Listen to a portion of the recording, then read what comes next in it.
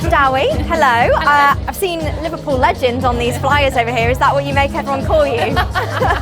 Yeah, no, I know, they designed them, not me, but yeah, obviously Liverpool is a club that I had many successful years with, so probably more of a Liverpool legend than anywhere else, really. Yeah, very close to your heart. It is, yeah. It's where I met my partner, it's where I live now. I'm an ambassador of the club, so it's definitely, I'm an adopted Scouser. Yeah, I love that.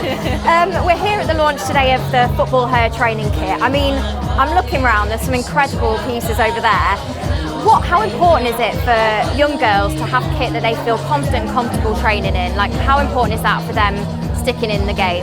It's massive. You know, Connor reached out to me. He lives in Harpenden, where I grew up, and I remember being the first girl to play for Harpenden Colts, and we weren't able to play football in school. Girls weren't able to play with boys. And I remember looking back at photos of me when I was younger, wearing the boys' kits.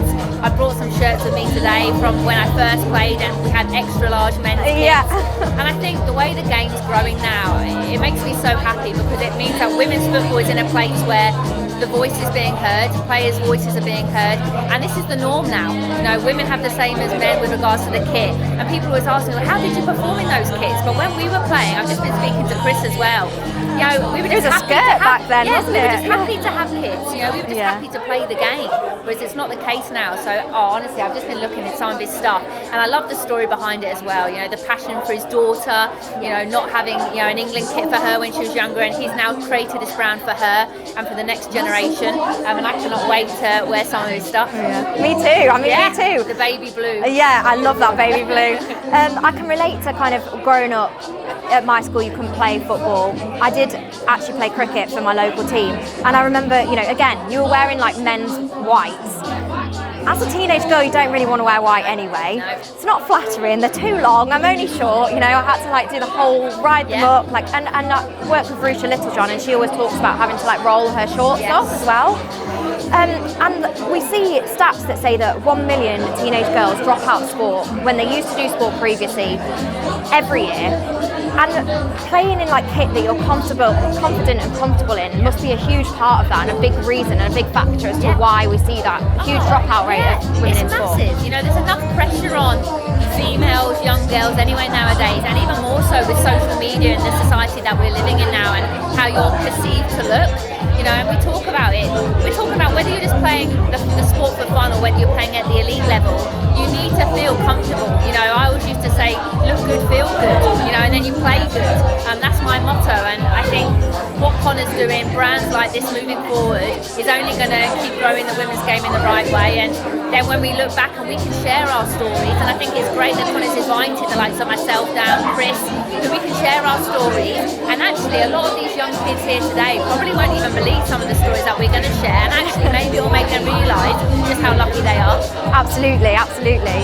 And kind of looking ahead to the Euros this summer, big summer for women's football, and we saw like kind of the wave off the back of the last Euros, what that did, the most watched women's Euros ever, and it can only really go up from here, surely. Oh, I'm so excited, and again, we talk about it, you know, like the Spanish teams now, England, you know, 3 consecutive majors in finals. You know, I've obviously been lucky enough to play for my country, but played probably for an England team where we always fell short, whereas now this England team, there's pressure on them every tournament to go and win it, and who would have ever thought that we'd be saying that about England? And I just think it's brilliant the way the game's gone. The WSL, in my opinion, is the best league in the world. You know, we've just been announced today the expansion, and I think that's even more exciting.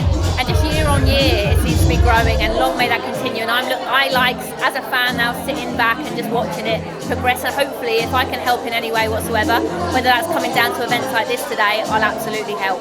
Like you said, that kind of growth of the league, that's only going to kind of encourage, again, more women and girls to get into football as either a fan or as like a potential player. And we've seen, you know, obviously Arsenal's going to play all of their home games at the Emirates next year as well, and they've just won the Champions League, and it seems like there's a real wave at the moment of like growth. And it's not just young girls either, it's older women. You know, I've been doing a lot of walking football, especially up in Liverpool, and I met loads of different walking women's football teams. Women that had fought cancer, you know, women that maybe had only just got into football when they were 70 plus years old. And I think this generation are inspiring not just young kids, but also the generation that missed out, the generation that never got to play football or have the opportunity to play. And I think that's just amazing. Yeah, absolutely. And they're doing like so much on and off the pitch, aren't they? Because, you know, on the pitch, performance-wise, winning the Euros last time around. And then we've spoken just about kit. I mean, last time they campaigned for their away kit to, you know, not be white, and all of these things. They're just doing so much off the pitch as well for the women's game, aren't they? Yeah, and I think when you look now at the players talking, like Russo recently, I think I saw an interview with her saying there's so much pressure on the pitch, but also she understands now that being a footballer, it's not just about turning up and playing 90 minutes now. You know, they are in demand, and it's tough. You know, people look at their life and they think, people always ask me now, would you want to be playing now? Would you want to be in their shoes?